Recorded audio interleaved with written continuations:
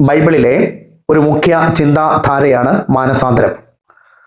ഏതെല്ലാം തലങ്ങളിൽ ഈ മാനസാന്തരം അന്വർത്ഥമാകണം? ഒന്നാമതായി, ദൈവത്തിങ്കിലേക്ക് തിരിയുവാൻ അഭിവാഞ്ചയുള്ള മനസ്സിൻ്റെ ഉടമയാവുക.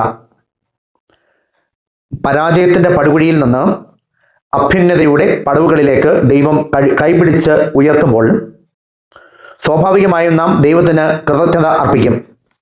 എന്നാൽ സാവധാനത്തിൽ നമ്മിലെ ദൈവികത ചോർന്നു പോവുകയും ലോകസുഖങ്ങളെ ആലിംഗനം ചെയ്യുവാനുള്ള പ്രവണത നമ്മിൽ രൂഢമൂലമാവുകയും ചെയ്യും. ഇപ്രകാരം പിന്തിരിയുന്നവരുടെ ജീവിതം അധപ്പതനത്തിൻ്റെ വക്കിൽ എത്തുമ്പോൾ ഒരു വീണ്ടും വിചാരം ഉണ്ടാകും. ഈ അവസ്ഥയാണ് രൂപാന്തരം.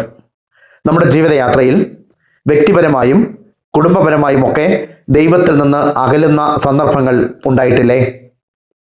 ഈ നോമ്പ് ദൈവത്തിങ്കിലേക്കുള്ള ഒരു മനം തിരിയലിന് ഉപോത്ബലകമാകട്ടെ. രണ്ടാമതായി, നോമ്പ് കാലം ഒരു വിചിന്തനത്തിൻ്റെ സമയമാണ്. ദൈവത്തിങ്കൽ നിന്നും അവരനിൽ നിന്നും അകന്നുപോയവർ അവരിലേക്ക് തിരികെ എത്തണം. ധൂർത്തപുത്രൻ പിതാവിൻ്റെ ഭവനത്തിലേക്ക് മടക്കയാത്ര നടത്തിയതുപോലെ ഉന്നതമായ മൂല്യങ്ങളും കാഴ്ചപ്പാടുകളും മുറുകെ പിടിക്കേണ്ടവർ അധപ്പതിച്ചു പോകാൻ പാടില്ല. മൂന്നാമതായി, നോമ്പുകാലം ഒരു തിരിച്ചു നടക്കലിൻ്റെ കാലമാണ്. ആസക്തികളെ വിരക്തി കൊണ്ടും ബഹളങ്ങൾക്ക് മുമ്പിൽ സംയമനം പാലിച്ചുകൊണ്ടും മുമ്പോട്ട് പോകേണ്ടതായ കാലം.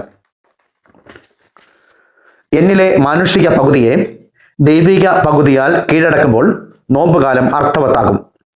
നോമ്പുകാലത്തിൽ നിന്നും ഉത്ഥാനത്തിലേക്ക് പ്രവേശിക്കുമ്പോൾ ഒരു മാനസാന്തര പ്രക്രിയ എന്നിൽ യാഥാർത്ഥ്യമാകണം. ആത്മസമർപ്പണത്തിലൂടെ നേടിയെടുക്കുന്ന ആത്മീയ ഊർജവുമായി ഉയർപ്പിൻ്റെ ഉഷസ്സിലേക്ക് പ്രവേശിക്കുവാൻ തയ്യാറെടുക്കാം.